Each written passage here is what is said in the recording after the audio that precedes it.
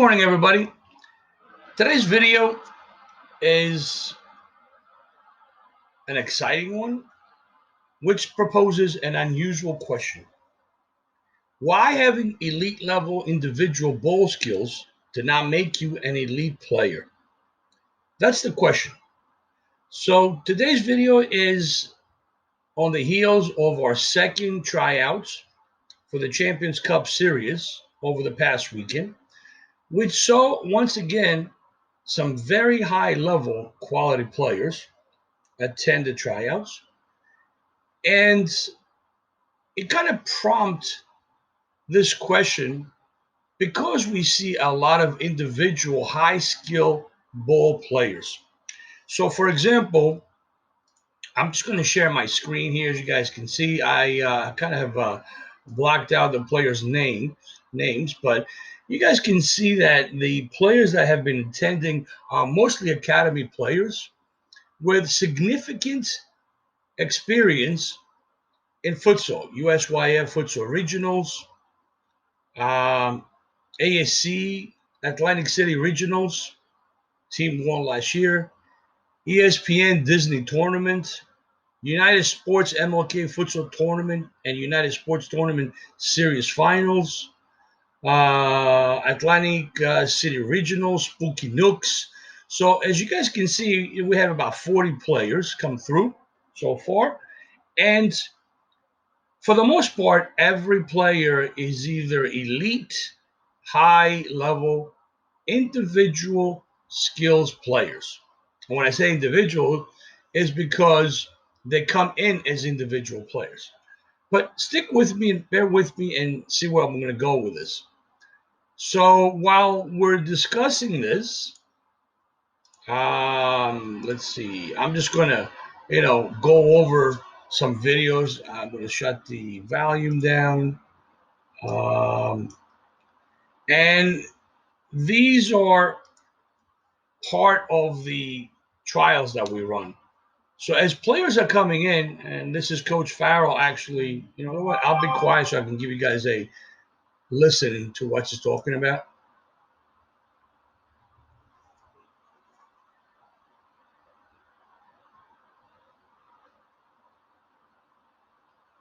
I'm not sure if the video is coming through on this or not, to be honest with you. Well, the volume, should I say. But in case the value is not coming through, what she's basically discussing is the fundamentals of passing the ball in a futsal environment quickly. Okay, so this is an activity that we're doing. As you guys can see, they're basically two triangles working as one. So you have two balls rotating, which is indicative of a futsal specific game, a lot of rotations. And the players working try to get them to move the ball with one or two touches. So one of the things that we notice is that some players do not have proper body shape. What does that mean? So as the ball is being passed to them, they're actually facing the player who's passing to them directly, which does not allow them to see over their shoulder and see what's going on behind them. So what we recommend, instead of just facing the player who's passing the ball, put your body in a V shape. Open up your hips, as we call it. So if the ball is being passed to you from the right side, with one quick touch, you can move the ball to your left side, passing the ball to a player to the left side, and saving yourself the trouble of having to take a touch to control the ball, turn your body, and then pass the ball.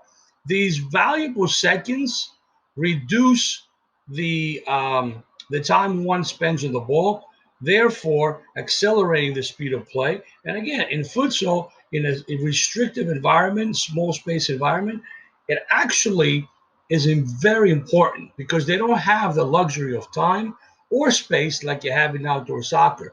So the speed of play is not how fast a player can run or pass the ball, but more how you position your body and how you think. By the time the ball comes to your feet, you should already know where the ball is going to go next. So being able to think quicker and adjusting your body shape will shave a couple of seconds, therefore making the speed of play faster, therefore forcing the other team to kind of chase the ball. So futsal is a phenomenal tool for this. And again, this is a tryout for elite players, futsal players who are going to compete in high-level futsal-specific tournaments. So I'm just going to go back here, watch a little more of the video so you guys see what I'm talking about. Again, now they're trying to do this with one touch. As you guys can see, they're moving the ball in two triangles, acting as one. Everything is one touch, always rotating, always moving, which is, again, a big key element in futsal play. All these things, by the way, will help a player in their outdoor soccer game. And part of futsal, not just the fact that it's a phenomenal, fun game, is a great tool to improve one's outdoor soccer skills. And that's something that we're constantly working on to bring education in, making folks understand why futsal. It's not just a mid-season, winter season fun game to play, but why it should be implemented year-round alongside with um, your soccer play. Now, the good thing about this trials is that we have noticed that more and more players, again, 40 players coming out high level, looking for high level futsal training as well as competitive play. But here's something that has improved from years past. Families are coming in and they're looking for a tool as well as play alongside their soccer game. So what we just discussed about futsal being a tool alongside with your soccer game, families are begin to realize that I need to get my kid on a futsal program that runs year round. Just like soccer runs year round, I need to get my kid on a program that is a year-round program. So alongside with their soccer training, they have futsal training and possibly competitive games. And I am so pleased to see that. So the families that are coming in are looking for that. They are aware of the benefits, and we're over the top that the demand is increasing. And I'm not saying that it's increasing slowly. In a COVID year as is this year, the demand is very high. If I compare it with previous years, okay, the demand is very high. So if we were not in a COVID year, I think that the numbers that we have would have been crazy. Okay, 40 kids coming in, that's a pretty good number. But I imagine that if it wasn't a COVID year, those numbers would probably double at the very least. Anyway, so let's move forward now. I want to show you guys some footage of this 2009 group of players. So what happens is they come in, they train, and then we put them in groups by age, and they kind of play. So they'll play, 2009s will play 2010s. Sometimes they play 2011s, 2012s, 2007. Ages are all mixed together, which again is something else that parents need to realize. It's okay to have players playing against other age groups. It's okay. In fact, younger kids can benefit greatly from playing against older kids because they can just take all that experience that age brings, and if they're smart, they can just be sponges. Watch the older kids, how they play, what they do, provided that they're quality players, of course, and just absorb all that knowledge and implement their game. And it's a huge benefit as opposed to just 2009s playing just 2009s. We mix them up. So anyway, this group of players now, you guys are going to see this group was, I believe, 6 or 7 players. So they had 1 or 2 subs. So there's a bunch of boys and there's also a girl. Phenomenal. We had a couple of girls show up. And one of my goal as a director of the league and the elite training program here for Champions Cup will be to bring awareness more to girls. We need to see more female players competing at these high levels. So one of the goals will be to bring more awareness and bring more girls in. However, some of these tournaments that we may attend, do allow to have girls in the boys teams. So if there's not enough girls to create a female team, well, guess what? Maybe we'll put on a boys team and compete that way. And this is an instance. So we have this group of players, and I want you guys to notice. Now, again, there's not a lot of coaching going on in these tryouts. A little bit, but not a lot. So we were so impressed by the quality that this group of players brought, okay? And you'll see what I'm going with a point as you guys are watching the video, all right? So there's a lot of elite players that have phenomenal, crazy individual ball skills. They're coming in, and man, their touch is on. They're passing, they can juggle. They can do so many things. But then once we put them in a game setting as this, they just can't read the game. The game is too fast for them because futsal is fast. They can't read the game. Their head is down, dribbling and doing their individual foot skills, and they're constantly running into players, or they're missing passing lanes, the appropriate time to pass the ball, the space that they need to pass the ball, the pace that they should use to pass the ball just goes by them. So they're really, really impressive when you see them in the warm-ups when they're doing their individual, foot skills. But when they put them in a game setting like this one, they just get lost. They just cannot, handle it. The moments, the individual moments, just go by them. If that makes sense. I hope I'm making you guys understand. So having elite futsal skills is fantastic, but it's only part of the equation. You need to be able to read the game, and you need to be able to read the game in a fast-paced manner, because guess what? Futsal is much, much faster than indoor soccer on turf, say 7v7, 9v9, 7v7, even 5v5 on turf is much slower than a futsal game. First of all, futsal game is shorter, the environment, it's much shorter, the playing area. The surface is faster, okay? It's not turf, it's hardwood surface. So the surface is faster. So that accelerates the level of play. You got to think quicker. You got to act quicker. You got to control the ball quicker. You got to pass the ball quicker. Everything has to be much faster in a futsal court, which, once again, if you bring it back into a soccer game, once you go into a soccer game, because you're used to, as a player, playing at a much faster pace, thinking faster, reacting faster, controlling the ball faster, going to the ball faster, hitting those lanes, passing lanes faster, everything. When you go to an outdoor soccer game, everything will be slower. So even if you go to a high-level soccer game, where it's considered a fast game, it's still not going to be as fast as a futsal game. So it will only help the player. So once again, the point that we started to make in this quick little video is that, yes, you may be a high level or elite level player individually with your ball skills. You can juggle the ball. You got mad crazy back pulls, Cruyffs, Beckenbauers, Ronaldinho's. Your moves and your skill, individual ball skills of the ball are just fantastic. It's out of this world. But it's not the only element. It's not the only component required to become an elite player. You must be able to read the game quickly. You must be able to make quick decisions. You must be able to recognize when you should pass, when you should take on a player. Where is the space? Where is the passing lane? When to pass the ball? How fast you should pass the ball? Which foot to your receiving teammate you should put the ball on? All these things are decisions that makes an elite player. Personality comes into play.